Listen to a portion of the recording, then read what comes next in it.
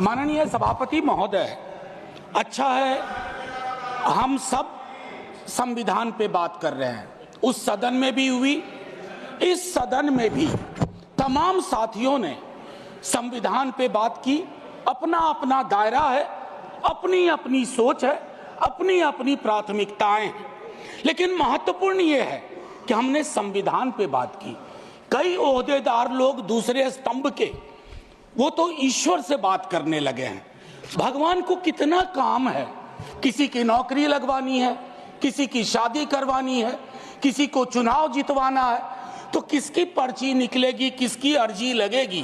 तो अच्छा है कि हम संविधान के दायरे में बात कर रहे हैं। माननीय सभापति महोदय, नेहरू जी पर बहुत चर्चा होती है। जब से इस संसद में आया हूं और मैं इस नई सरकार के बाद ही सदन में आया हूं, बचपन में सोचा करता था पार्लियामेंट पहुंचूंगा, लेकिन आज एक कन्फेशन करता हूं, हमेशा अपने को विपक्ष में देखता था, तो विपक्ष में ही हूं। तो सर ऐसा है, मैंने कई दफा कहा है, 14 का चुनाव, 19 का चुनाव, 24 का चुनाव जवाहरलाल नेहरू नहीं हारे हैं, विपक्ष हारा है, कांग्रेस हारी है। 100 साल आप चुनाव जीतेंगे, लेकिन नेहरू को फिर भी वहां खड़ा पाएंगे, क्योंकि अथॉरिटेरियनिज्म के खिलाफ, पार्लियामेंट्री डेमोक्रेसी के प्रतीक हैं नेहरू। वो ढाल हैं, वो रक्षा कवच हैं। और मैं आपको बताऊं, हमारे नड्डा साहब ने जेपी का उद्धृत किया और मुझे अच्छा लगा कि जयप्रकाश जी ने जब इंदिरा जी को, वो इंदू लिखा करते थे, जब चिट्ठियां लिखी ना इमरजेंसी के दौरान, तो नेहरू को इन्वोक किया। I am writing to you in the name of your father Jawaharlal Nehru. वो ऐसे व्यक्ति थे, जब उनकी आलोचना नहीं होती थी तो छद्म नाम से अपनी आलोचना स्वयं करते थे। तो मैं क्या कहूं, जयप्रकाश जी का कश्मीर पर जो नेहरू जी को चिट्ठी थी या इंदिरा जी को चिट्ठी थी, अगर वो चिट्ठी आज मनोज कुमार झा अपने नाम से कॉपी पेस्ट करके लिख दे, तो सर शाम तक मैं टेलीविजन डिबेट में विलेन बन जाऊंगा। मेरे पर यूएपीए लगे ना लगे, सांसद हूं शायद ना लगे, लेकिन बहुत तरह की तोहमत लगेगी। सर एक आवश्यक बात, हम महापुरुषों की जन्मतिथि पुण्यतिथि पर माल्यार्पण वाले दुनिया के नंबर 1 देश हैं। इतनी पुष्प वर्षा करते हैं जन्मतिथि और पुण्यतिथि पे, लेकिन सर वो तिथियां इस बात की भी होती है कि हम अपनी चुनौतियों को स्वीकार करें। अगर हम संविधान दिवस मना रहे हैं, क्या फ्रीडम के बारे में नहीं बात होनी चाहिए? दोनों तरफ ऐसी बातें हो रही हैं, मेरी कमीज सफेद, तुम्हारी कमीज गदली। अरे साहब, संविधान की कमीज देख लो, वो गदला ना हो, उस पे दाग ना पड़े। ये हमारा दायित्व होना चाहिए। आज से 25 वर्ष बाद मैं इस सदन में नहीं होऊंगा, हम में से बहुत लोग नहीं होंगे। जब 100 साल पे चर्चा हो रही होगी, बहुत चर्चा होगी, लोग विश्लेषण करेंगे, जैसे आज हम करते हैं कि नेहरू को यह करना चाहिए था, नेहरू ने वो नहीं किया। 100 साल बाद कोई आपके बारे में टिप्पणी करे, मैं जीवित नहीं रहूं, संभवतः मैं सदन में नहीं रहूंगा, लेकिन वो भी अच्छा नहीं लगेगा सर, अशोभनीय लगेगा। टाइम मशीन नहीं है सर, नहीं तो मैं अपने सारे साथियों को 47-46 ले जाता। खून की नदियां बह रही थी दोनों तरफ, खून की नदियां, मंदिर में गाय काट के फेंकी जा रही थी, मस्जिद में सुअर फेंके जा रहे थे।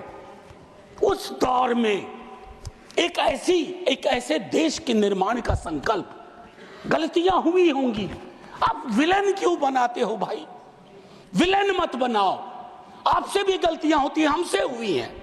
मैं सिर्फ इतना कहता हूं माननीय उपसभापति महोदय, कि जब हम तबसरा करते हैं इस तरह के नेताओं पे, तो हम भूल जाते हैं 47 में इस देश की क्या हालत है। सर आपने घर बनाया हो, मैंने नहीं बनाया अभी तक, मेरे पिता ने बनाया। सर ग्राउंड फ्लोर बनाने में सबसे ज्यादा मेहनत लगती है, नींव है वो। नेहरू और अंबेडकर, पटेल, आजाद ने नींव डाली। आप सेकंड थर्ड फ्लोर बना रहे हैं, उन्होंने फर्स्ट फ्लोर बनाया, आप 5 फ्लोर और बनाइए, लेकिन नींव के बगैर फ्लोर किसी काम का नहीं है। ये याद रहना चाहिए। सर, माननीय उपसभापति महोदय, हमारे प्रधानमंत्री जी, भाजपा के कई साथी, और चूंकि ये संविधान की डायरेक्टिव प्रिंसिपल्स में है कि यूनिफॉर्म सिविल कोड, सर मैंने विस्तार से अध्ययन किया है, नड्डा साहब ने भी अध्ययन किया होगा, तमाम साथियों ने। सर, कई तरह के उस पे विचार थे, लेकिन डोमिनेंट विचार था कि इसको रखो, किसी दिन वक्त आएगा इस पर बात होगी। सर, 44 आर्टिकल जो कि ड्राफ्ट में 35 था, उससे पूर्व आर्टिकल 39 क्लॉज सी है sir, about concentration of wealth. Income inequality का इस देश में जो आलम है, हम टाइम बॉम्ब पे बैठे हुए हैं, टाइम बॉम्ब है ये, और ये सबको इंपैक्ट कर रहा है, ना सिर्फ गरीब मजलूम वर्गों को, मध्यम वर्ग को। अभी हालिया रिपोर्ट आई कि प्रॉफिट मेकिंग कंपनीज, लेकिन उनकी प्रॉफिट का एम्प्लॉय के सैलरी में कोई रिफ्लेक्शन नहीं है सर। रिलेटिव डिप्रिवेशन का जन्म हो रहा है। 44 तक पहुंचिए यूनिफॉर्म सिविल कोड तक, लेकिन रास्ते में एक मील का पत्थर है आर्टिकल 39C। वहां रुकिए, ठहरिए, सोचिए कि इसको, क्योंकि अंबेडकर साहब को आप कोट कर रहे थे सोशलिज्म के बारे में कि वो कहते थे कि वो तो रचा बसा है, सेक्युलरिज्म रचा बसा, मानता हूं, लेकिन उन्होंने नेशनलाइजेशन ऑफ लैंड और इंडस्ट्री की भी बात की थी। मैं उसकी पैरोकारी आज के दौर में नहीं कर रहा हूं, लेकिन ये जरूर कहूंगा कि प्राइवेट प्लेयर्स ऐसे ना हो जाएं कि एक को चादर से ढकने के चक्कर में पूरा देश नग्न सच्चाई से रूबरू होता रहे। ये नहीं होना चाहिए। अब सर, मैं एक बात कहता हूं, आज जब मैं यहां बोल रहा हूं, इस देश के किसी न किसी कोने में सीवर से एक आध डेथ हो चुकी होगी, सीवर में उतर करके। खुदाई चल रही है इस देश में, कई जगह खोदे जा रहे हैं। एक खुदाई हम सब सांसद मिलके करें। वो जो सेप्टिक टैंक और सीवर में उतर करके जहरीली गैस से मरने वाले लोग, ये कौन है? ये हम एक हैं तो सेफ हैं में नहीं आते, ये हमारे हिस्सा नहीं है, इसी समाज का हिस्सा है। हाँ, ये अव्वल बात है कि हमारी जातिगत सीढ़ी नुमा पदानुक्रम में वो नीचे आते हैं, उन पर गौर थोड़ा हम कम करते हैं। ये नहीं होना चाहिए। और मैं समझता हूं कि फ्रीडम की जब बात हो तो हम मूल्यांकन करें। फ्रीडम में हाइफन नहीं होता है, फ्री के बाद डॉम नहीं, जैसे जॉर्ज ऑरवेल की किताब में था, all animals are equal but some animals are more equal than others. इस देश में नाम और सरनेम से भी चीजें तय होती हैं। खालिद नाम है, जेल में रहोगे, सुनवाई नहीं होगी। हैदर नाम है, मीरान हैदर, नहीं सुनवाई होगी। इमाम नाम है, सरजिल इमाम, नहीं होगा। गुलफिशा होगी, नहीं होगा। तो ये सारी चीज, एक मिनट, आप मैं मेरा टाइम पॉज कर दीजिए, मेरा टाइम पॉज कर दीजिए, मेरा टाइम पॉज कर दीजिए। मैम चेयरपर्सन, मेरा टाइम पॉज कर दीजिए। मैम मैं सिर्फ इतना कहना चाहता हूं, अभी यहां बोल रहा हूं, मूलवासी बचाओ संघ मंच है छत्तीसगढ़ में, अनलॉफुल बना देते हैं आप। अरे कोई तो तौर तरीका हो। किसान विरोध करे, देशद्रोही है।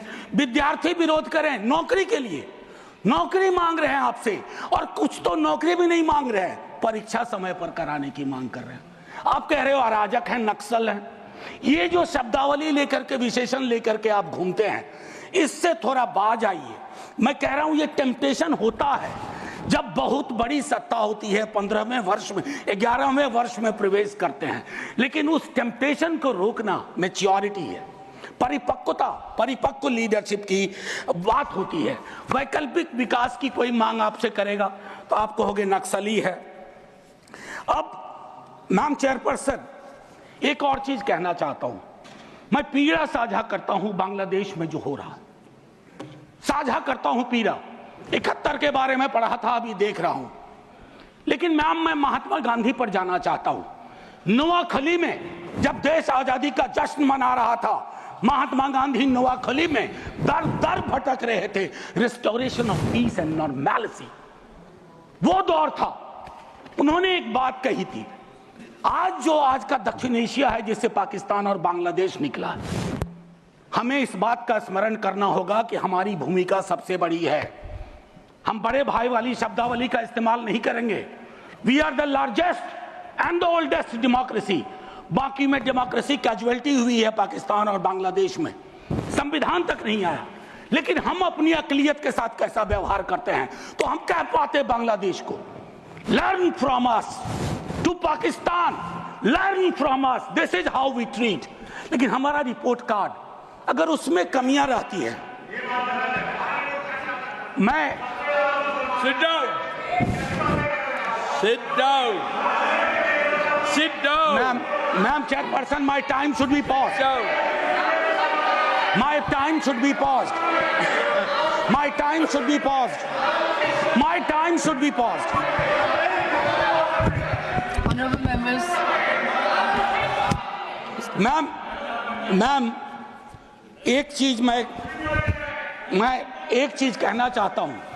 अंबेडकर साहब को कोट किया गया, अंबेडकर साहब को कोट किया गया, और एक मिनट किसी की भावना आहत हुई है तो मैं वापस लेता हूं। It is primarily a mode of, सुनिए, it is primarily a mode of associated living. Democracy is not simply a form of living, form of government. Associated living, कितना इसको अपने जीवन में उतार पाए? ऑफ कॉन्जॉइंट कम्युनिकेटेड एक्सपीरियंस, कितना उतार पाए? जातिगत जनगणना की जब बात होती है तो बट जाते हैं हम। क्यों बट जाते हैं भाई? वर्गीकरण की बात होती है, बिना जनगणना के वर्गीकरण कैसा? एनएफएस के माध्यम से एक नई रवायत का जन्म हो गया है। एक ओबीसी की लिस्ट में क्रीमी लेयर के इंटरप्रिटेशन के लिए आप राज्यों की समकक्षता इक्विवेलेंस को एक ऑर्डर के माध्यम से छुपा देते हैं। आपका दोष नहीं भी दूंगा, कहूंगा कि अधिकारी वर्ग के अंदर अभी भी वो मानस है कि वो रिप्रेजेंटेशन से परेशान होता है, चिढ़ता है, उसको लगता है ये यहां कहां आ गए। अभी बिहार में सर्वेक्षण हुआ, कई लोगों ने कहा हम तो इतने कम नहीं हो सकते। विजिबिलिटी और न्यूमेरिकल स्ट्रेंथ में फर्क होता है। विजिबल आप इसलिए अपने को समझते हैं ज्यादा कि आप न्यायालय में हैं, आप विद्यालय में हैं, आप सड़क पे हैं, आप चौक पे हैं, आप चौराहे में हैं, तो आपको लगता हम तो बहुत, हमें कम क्यों दिखाया गया? उसके इस रिश्ते को हम सबको समझना होगा। मैम चेयरपर्सन, और जो मैंने कहा conjoint experience and associated living, together with that I'll take you for a minute to what Jawaharlal ji said in the beginning of objective resolution. उन्होंने कहा, और मैं हिंदी में तर्जुमा करता हूं, कि आज जब मैं यहां खड़ा हूं तो 5000 साल का अतीत मेरे सामने खड़ा है। मैं अभिभूत भी हूं, लेकिन मेरी चिंताएं भी हैं। इन चिंताओं और अभिभूत होने के बीच किस तरह के राष्ट्र का हम निर्माण करेंगे इस संविधान सभा के माध्यम से, मैं इस चुनौती को स्वीकार करता हूं अपने साथियों के साथ। और then he mentioned oath of tennis court. मैंने इस सदन में एक दिन कहा था कि 1789 के रेवोल्यूशन के बाद जहां से लिबर्टी, इक्वालिटी, फ्रैटर्निटी आया, जवाहरलाल जी ने कहा तब के बादशाह ने वहां कमरे बंद करवा दिए कि कॉन्स्टिट्यूएंट असेंबली नहीं बैठ सकती है। एक कमरे से दूसरा कमरा, दूसरे कमरे से बरामदा, और आखिर में टेनिस कोर्ट में पूरी की पूरी असेंबली बैठी और ओथ लिया। उसको कहते हैं ओथ ऑफ टेनिस कोर्ट। उन्होंने क्यों यह उदाहरण दिया कि हमारी डेमोक्रेसी में भी कभी इस तरह के चैलेंज आ जाए तो संसद इमारत की मोहताज नहीं होगी। संसदीय लोकतंत्र इमारत की मोहताज नहीं होगी, वो इबारत देखेगी। और इबारत में फर्क है। मैम आज मैंने कहा था हट करूंगा, 1.5 से 2 मिनट और चाहिए। अब मैंने कहा कि वन नेशन वन इलेक्शन की बात हो रही है, उस पर विस्तार से बोलूंगा जिस दिन अगर आया, अगर सिलेक्ट कमेटी को गया तो अलग बात है। लेकिन मैम इस देश में वन नेशन वन इलेक्शन था।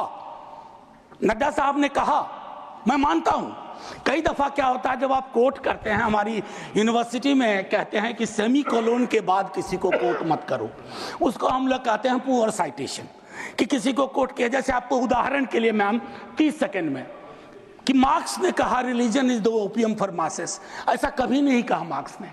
वो सेमीकोलन के बाद का एक सेंटेंस था। उन्होंने ये कहा is the Sai of oppressed, लेकिन सेमीकोलन के बाद का उठा करके कहा रहे रिलीजन के तो खिलाफ थे कार्ल मार्क्स। तो उसी तरह से साइटेशन के साथ दिक्कत है। मैं सिर्फ इतना कहना चाहता हूं, वन नेशन की वो साइकिल टूटी थी। वन नेशन वन इलेक्शन की साइकिल 60s मिड 60s में टूटी। आज क्या गारंटी है हम कैसे अगले चुनाव तक ले जाएंगे? Will it be a proxy governance? Then it won't it undermine the idea of will of the people? मैं समझता हूं कि इस पर विशद चर्चा हो और तभी जा करके एक Kindly conclude. बस अभी तो 33 सेकंड लिया है, 1 मिनट और दे दीजिए। मैम चेयरपर्सन, तारतम्य तो थोड़ा टूट जाता है, फिर भी अपनी एक बात कह के खत्म करूंगा। बाबा साहब भीमराव अंबेडकर के बचपने का एक छोटा किस्सा। क्लासरूम में बैठे हुए थे सबसे पीछे। शिक्षक ने कहा, चूंकि मैथमेटिक्स में बहुत अच्छे थे, आओ इसको हल करो। ज्यों ही वो बोर्ड की तरफ बढ़े, जितने कास्ट हिंदू अपर कास्ट के लोग थे वो दौड़ के बोर्ड के पास गए, क्योंकि बोर्ड के पीछे उनका टिफिन बॉक्स था। उनको लगा ये पोल्यूट हो जाएगा। मैम आज वो मान्यताएं नहीं हैं, लेकिन पोल्यूशन प्यूरिटी की नई मान्यताएं आ गई हैं, एक्सक्लूजन की नई मान्यताएं आ गई हैं। और आखिरी में ऑस्विज एक जगह थी पोलैंड में, जहां जिसको सिर्फ गैस चैम्बर से मत समझिए। ऑस्विज के बनने में सालों की नफरत और घृणा थी, जिसका अंजाम ना सिर्फ जर्मनी में भुगता गया, पूरी दुनिया ने। तो ये नफरत घृणा, इस पर लगाम लगे ना तो हर मोहल्ले में ऑस्विज होगा। और आखिर में मैम, मैं आज जद पे अगर हूं, निशाने पे, मैं आज जद पे अगर हूं तो बदगुमा न हो। चिराग सबके बुझेंगे, ऐसी हवा किसी की नहीं होती। शुक्रिया मैम, जय हिंद।